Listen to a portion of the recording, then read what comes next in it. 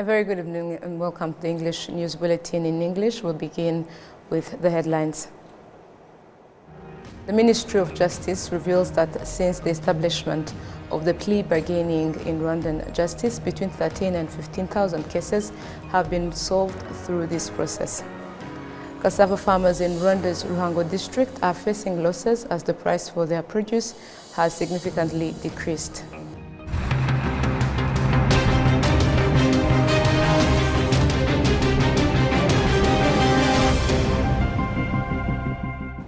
My name is Olivnet and it's always a pleasure to have you with us. Now let's take a closer look at the news. The Ministry of Justice reveals that since the establishment of the plea bargaining Rwandan justice, between 13 and 15,000 cases have been solved through this process, while starting the 10th Justice Reconciliation Law and Order Sector Retreat in Nyagatare district. It was stressed that this policy should be strengthened. Prince Manzi with more. In this retreat, the issue of the high number of case backlogs in courts was stressed on. The justice sector demonstrates that the rate of case backlogs in courts in the 2024-2025 judicial year was 59%, down from 62% in the previous year. Though a step was made, the Legal Aid Forum affirms that there should be a sustainable solution. There should be a way of increasing the number of lawyers and use of technology to address this issue, and there's a will to this in all levels in church. On the other hand, it has been 2 years since the introduction of the plea bargaining policy, and over 13,000 cases were solved with no court consultation. The Justice Minister and the Attorney General, Dr. Emmanuel Rugirashebuja, affirms that this policy implementation is to be strengthened. It is an essential policy, and you are aware that there is a center established that operates in the Rwandan context. As there are cases that do not need to be introduced in courts, we have to strengthen such policies for them to be effective. The Rwandan Chief Justice, Dr. Faustin Ziryayo, urges justice sector personnel to work hard towards serving effective justice to Rwandans. It is essential that we uphold the core principle of justice, reconciliation, and human rights while finding creative solutions to emerging issues. Our justice system must embrace both innovation and inclusion to better serve all Rwandan citizens by prioritizing pathways that place them at the heart of the rule of law. The Ministry of Justice affirms that effective justice can only be realized if collaboration is embraced.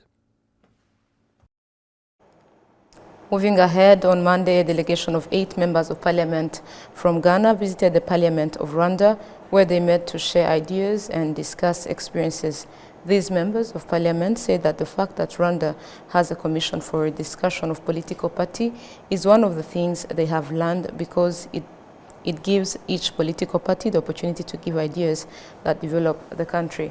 Honorable Anastase Nabahire, the president of the Committee on Governance and Gender Affairs, pointed out that they are excited to welcome this delegation from Ghana because they have come to learn a lot about the governance of Rwanda, including the policies that are made and how they are discussed about.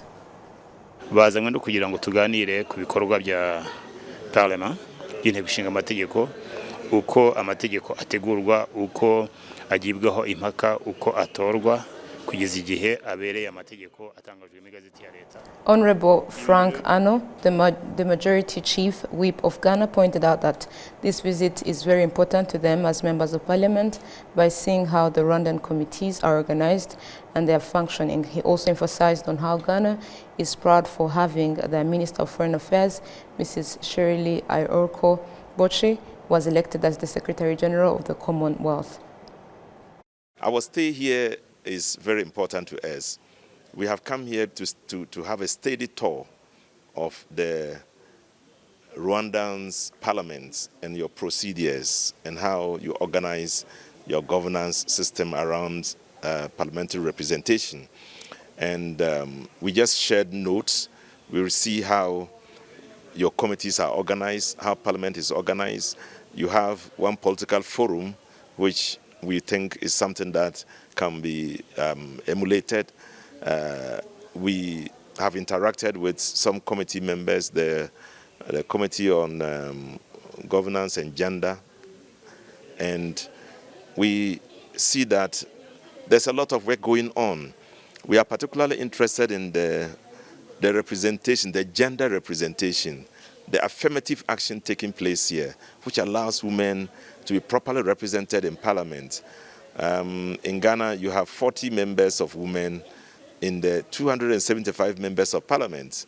Here you have more members of parliament who are women than those who are men. So it's something that we are looking at to see how, in promoting women, how that can help develop a country. So essentially, we have a lot to learn.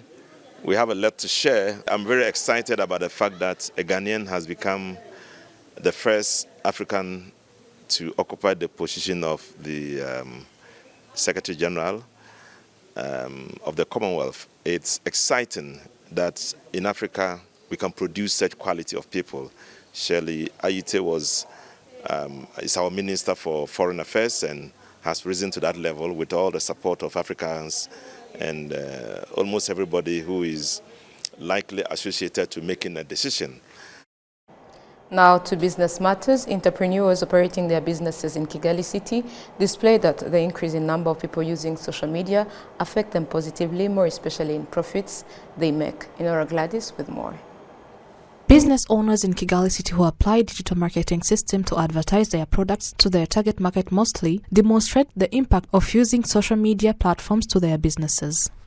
In our everyday life here, as our customers, they need to be very educated, because when they see some shows or what we do in here in the coffee shop, so they see what we do in the Instagram, WhatsApp, on the status, so they become very interested to come here. Then we advertise it on those social medias.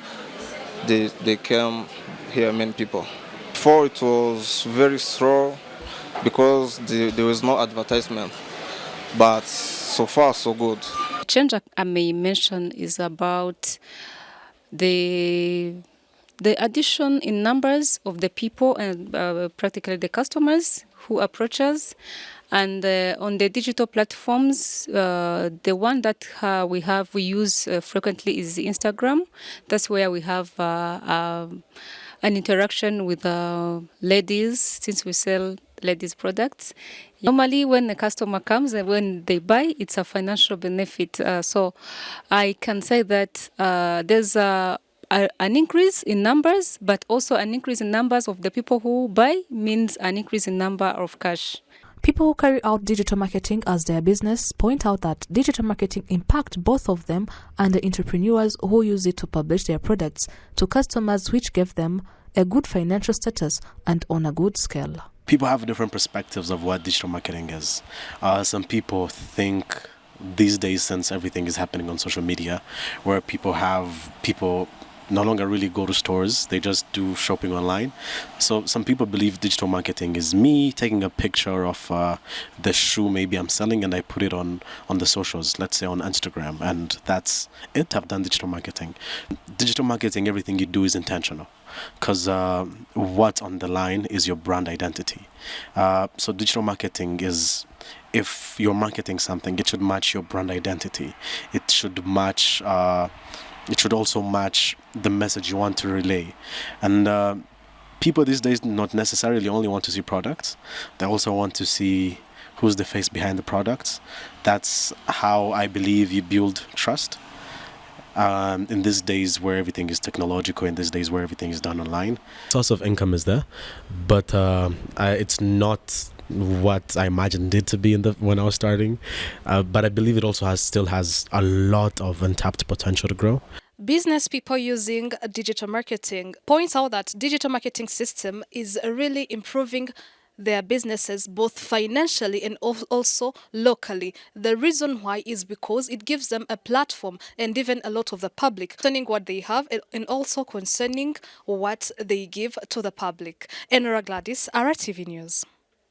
Thank you, Enora, for the details. Now moving ahead, as Kigali expands, some neighborhoods are growing rapidly, but essential infrastructure often lags, creating challenges for residents. The city of Kigali emphasizes that ideally infrastructure like roads, water and electricity should be in place before residential development.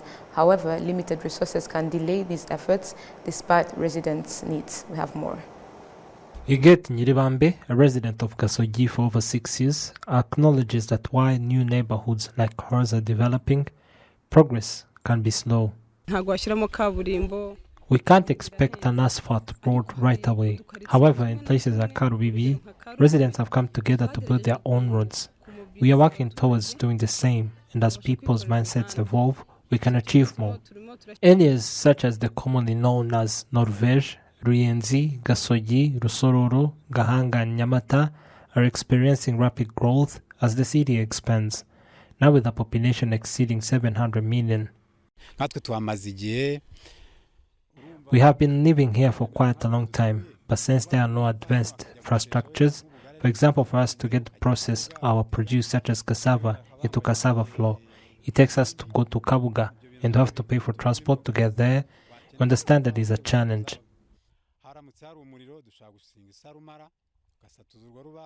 Infrastructures like water and electricity are still unavailable in some areas, even within city boundaries. Residents want these essentials to be prioritized before new housing developments proceed. The solution is that infrastructure development should precede, such as electricity, water, and roads. Even though there's water here, not everybody can access it, since we are many in need. The city's rapid housing expansion has made infrastructure essential, but resources remain insufficient for roads, strong electricity, water pipes, and more. Dominique Murekezi, the acting managing director of the Water and Sanitation Corporation Limited, explains the need for long-term planning. Considering the development of those areas of Masaka and Kabuga as well, there's water, but 20% of it is from infrastructures, not residents directly. It means that the water can be found at hospitals, factories. It depends on the master plan of that area. Every specific place, considering how it is planned, when we are distributing water, we consider both the infrastructures that are built there and also the people that live there, since we can be able to see it in the master plan. The same thing for electricity, then we prepare infrastructures needed for distribution of both electricity and water.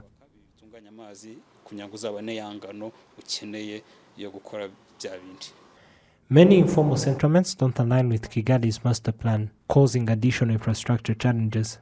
Emma Claudine Nirenganya, the city's spokesperson, says that infrastructure should precede housing, even with limited resources.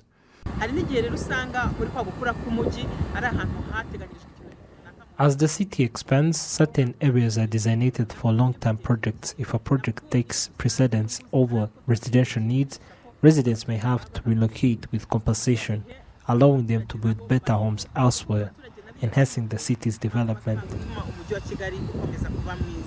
Residents are encouraged to consult the city's master plan to avoid costly mistakes that could lead to future financial loss. Now to health matters, Rwanda was declared polio-free in 2004 by the World Health Organization. As part of Africa's broader victory over the disease, this milestone was achieved through decades of comprehensive immunization programs and extensive awareness campaigns.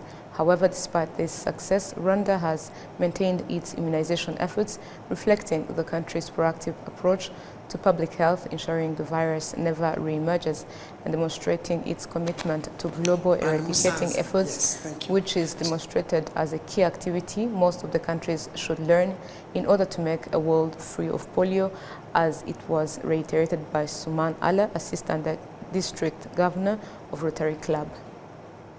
So, see, polio is a disease which has 2 or 3 types. In that, Rotary's involvement is to create first awareness, make sure to give vaccine in time. And you know, this polio happens if the vaccines are not given exactly on time. And in the world we are in, WHO plays a major role in the entire supply chain of these vaccines. Everything gets approved with the help of WHO. So when we identified the number of cases that were many, around 1979, Rotary International along with WHO, UNICEF, and also PAHO, that is Public America's World Health Organization, if I am right, they have sat together and decided, like, let's take this as a project which needs an end. Only we can say it as an end if no case have been identified in the whole world. So our role for the already infected or affected people is to make sure that we give them a livelihood. They are a part of the society. We give them necessary tools so that they are indulged within the society.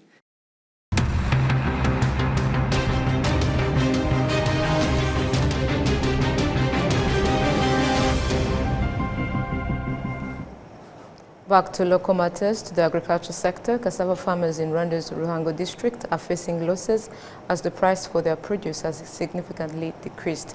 Farmers report that Kinazi factory, as a major buyer, has reduced its purchasing price from 300 Rwandan francs per kilogram to 140 Rwandan francs, leaving farmers struggling to cover their investment costs. We have more. Simon Kagaba, a cassava farmer cultivating 5 hectares in Nhongwe sector, explains that cassava farming is vital for the economy of Ruhango, given the favorable soil for this crop. He has relied on cassava farming to pay for his children's education and health insurance. Sometimes you may be paying school fees for your child and they finish up with no problems, without challenges, just because of farming cassava. Because of this as well, it is very easy for us to get the community health insurance. You cannot miss to pay it. Simon's fields employ around 20 workers for harvesting and replanting.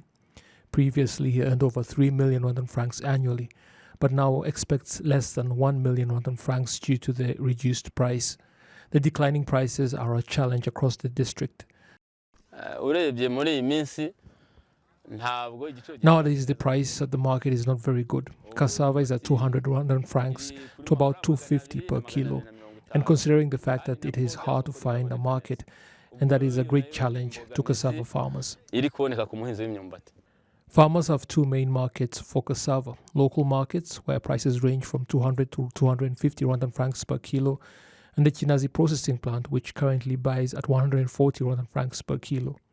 However, cassava flour in Kigali market sells for between 800 and 1,000 Rwandan francs per kilo, highlighting a disparity in market prices. Jacques Nyongira, a cassava farmer with 15 hectares, expresses frustration over the Kinazi factory's pricing policies. He believes that price reductions without consulting farmers harm their ability to profit from their investments.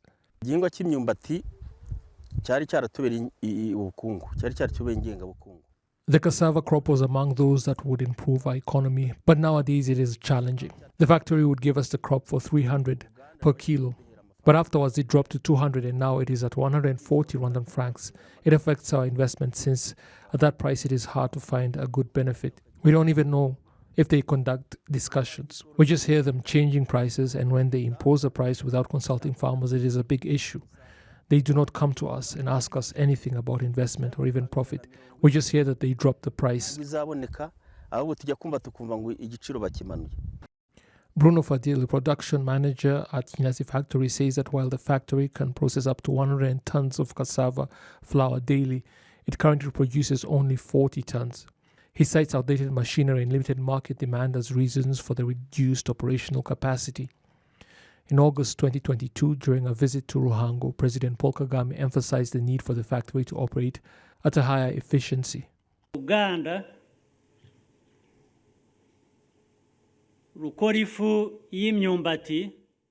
This factory that produces cassava flour is currently performing at 50%. an improvement from its previous performance, which was even lower. The question remains, why isn't the factory operating at 60, 70 or even 80% efficiency? This issue should be addressed.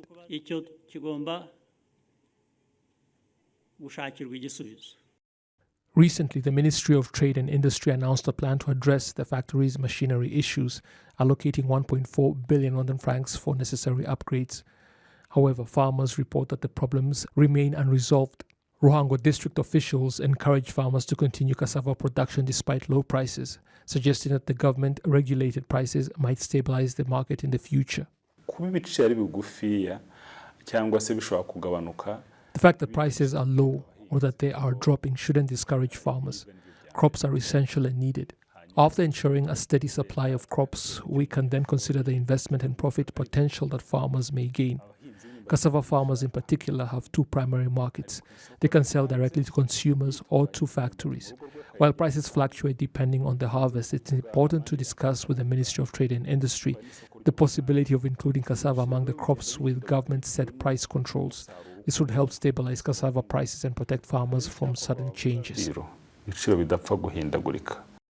Ruhango district plants 18,000 hectares of cassava annually, with production increasing from 18 tons per hectare 5 years ago to 26 tons currently. And the story brings us to the end of tonight's bulletin, but before we leave, a reminder of our top stories. The Ministry of Justice reveals that since the establishment of plea bargaining in Rwandan justice, between 13 and 15,000 cases have been solved through this process. Cassava farmers in Rwanda's Ruhango district are facing losses as the price for their produce has significantly decreased.